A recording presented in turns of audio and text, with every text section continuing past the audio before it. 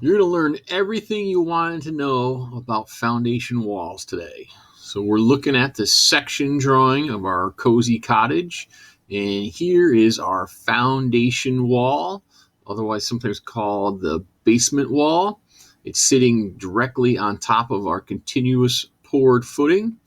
And from the drawing, we can learn some information, even though it doesn't really tell us in words. Right here, it's pointing to this. It says 8 by 16 CMU. That's a concrete masonry unit, otherwise known as a concrete block. And it says I know it says it's going to be 8 inches wide and it's 16 inches long. We'll learn more about that in a second. How tall is it going to be? Well, 1, 2, 3, 4, 5, 6, 7, 8, 9, 10, 11, 12, 13. There's 13 blocks. They're 8 inches tall. 13 times 8, I think that's like 104. So a little over 8.5 feet tall. I want to point out here, this is something, a 4-inch footing drain. So we'll talk about that in a minute too, a 4-inch footing drain. And then let's just go ahead and look at, this was the foundation plan. So looking down, we know that the dashed line or the hidden line represents the footing, and the foundation wall is represented with these two continuous lines here. The only thing I want to point out here is this right here, this little pocket. This is what we call the girder pocket. So let's look at the concrete block. All right, this is a concrete block. The nominal size of a concrete block is 16 inches long. If you measured it, it really doesn't measure 16. It's a little bit smaller, okay, because it's going to take into account that we have to put mortar on the end of it. So it's going to get a little bit longer when we put the mortar mix on the end. It's also going to get taller when we put the mortar mix on top. So this is 16 inches nominal. This is always 8 inches nominal. And then there are different widths. So this is an 8-inch block this way. Sometimes it's the drawings might call for a 10-inch block or a 12-inch block. And that is specified by the architect or the engineer, depending on how strong that concrete wall needs to be. So our drawings called for a concrete block wall. And so this is what the foundation wall would look like when it's in progress. You can see all the different little blocks. A little while ago, I mentioned mortar. So these blocks are all stuck together with something we call mortar. So mortar is a cement product. So it's just like the concrete we use, except concrete has aggregate in there, has rocks and pebbles in there, or crushed stone. Instead of rocks and crushed stone, this is just sand. So it's just sand, cement, and water. And so these things are all kind of just stacked up and stuck together. Now, you could also have a poured foundation wall. Our drawings didn't call for it, but this is what we call a poured foundation wall, very popular. It must be cheaper now to build a concrete poured foundation wall than the block wall. So what happens here is you have these forms. So these are reusable forms. They come on a truck. You assemble them kind of just like Legos. You put the forms all together. And then what you do is in this picture here, this is the top of the concrete truck is right here, the chute on the concrete truck. And they're going to pour or place the concrete into the forms.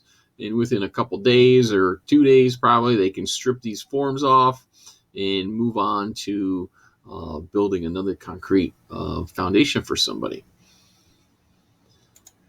So we have our concrete block foundation here. It's sitting on top of our footing. This in here represents the slab, which we'll talk more about later.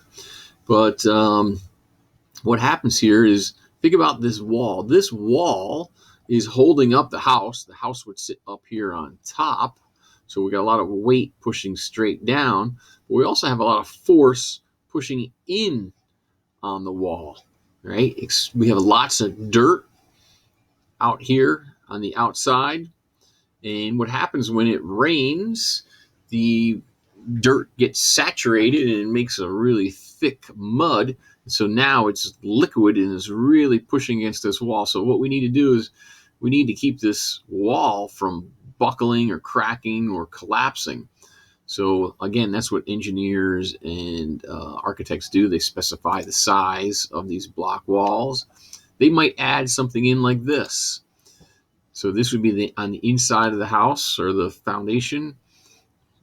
Add these extra pilasters right there. The term is called pilaster. And I don't know, think about corrugated cardboard. If you just have a flat sheet of paper, right, it's not very strong, but you add some corrugation to it, all right, it really stiffens it up. It makes it stronger. So these things make the wall stronger. So these would be on the inside of the house or the foundation, resisting the weight, the force that's on the outside.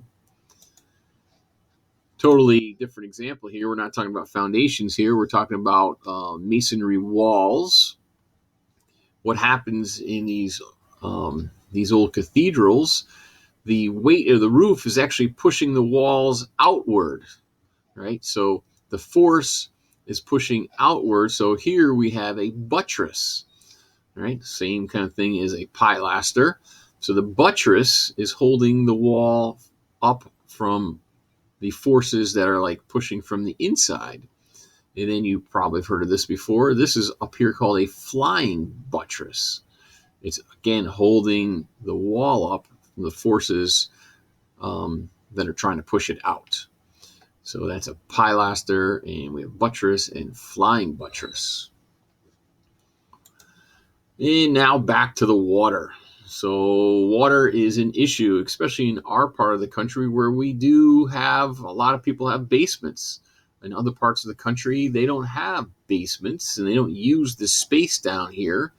We know that we have basements because we have to dig down at least 4 feet anyways. We'd have to dig down this far to put our footing in. So if you got the equipment there, you might as well keep going and we can get some usable space, maybe some storage space down in the basement.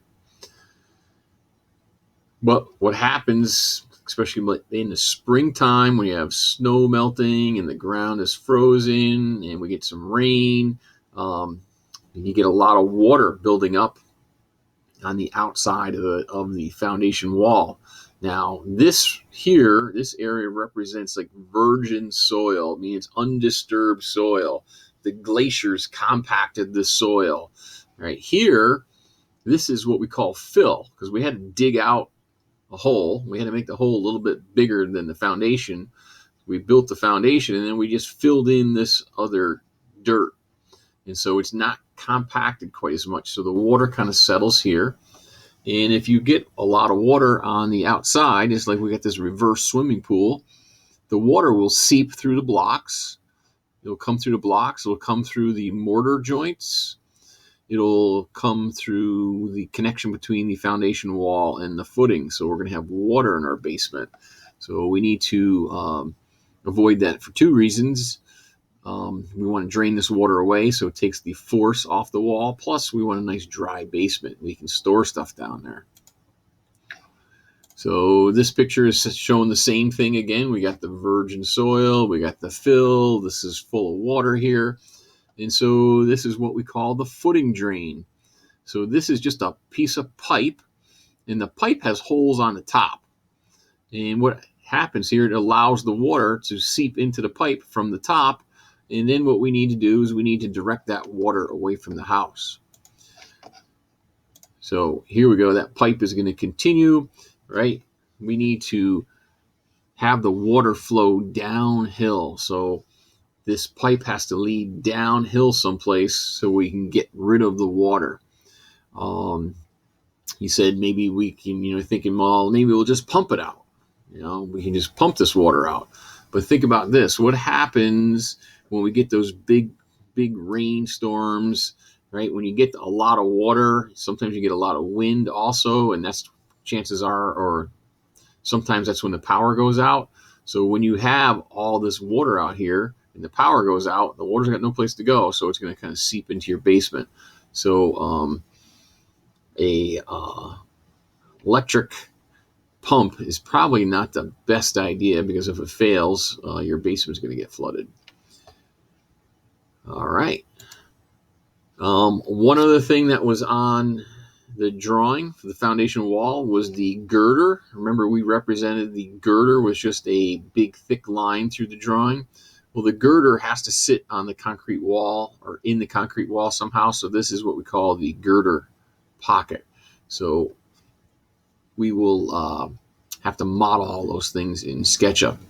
So right now, let's go ahead and take a look, and we're going to learn how to maybe lay some block. So this is a mason today, and if you're new to block work, I've got 3 tips that may really help you out for laying corners like I'm doing right now.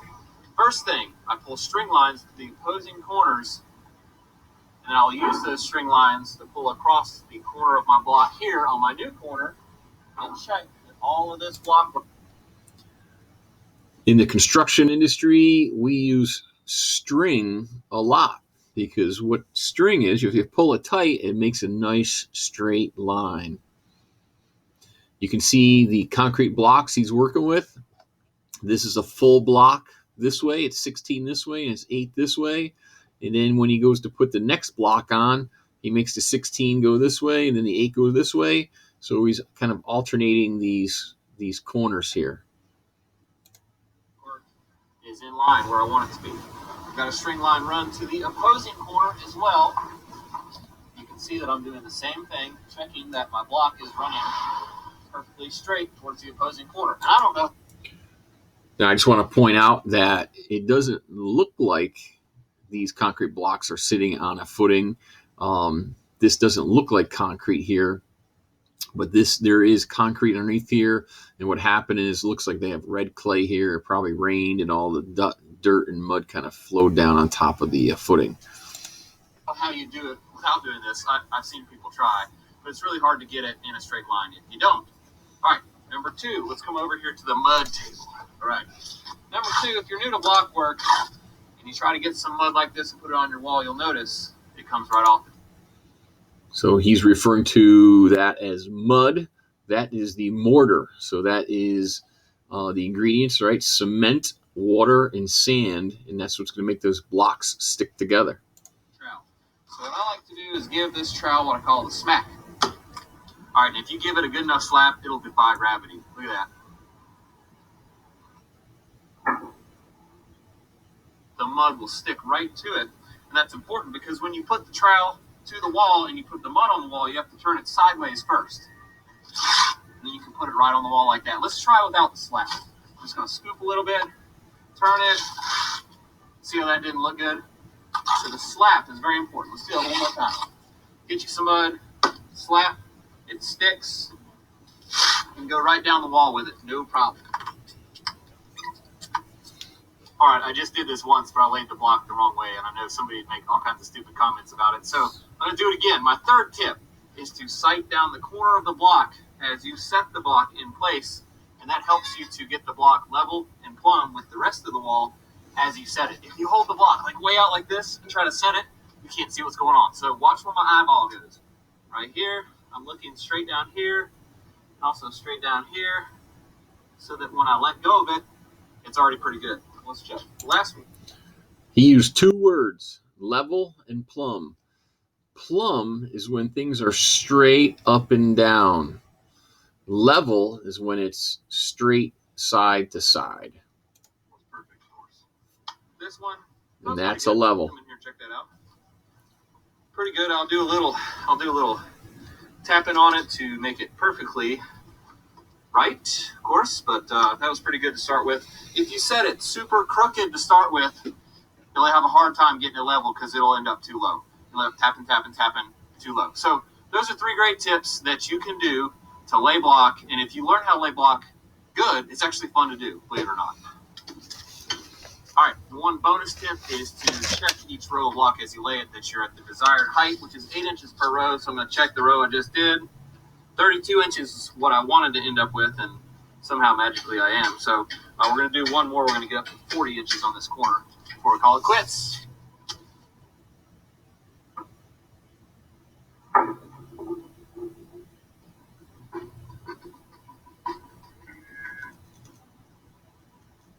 sometimes get... And that is all you wanted to know about foundation walls.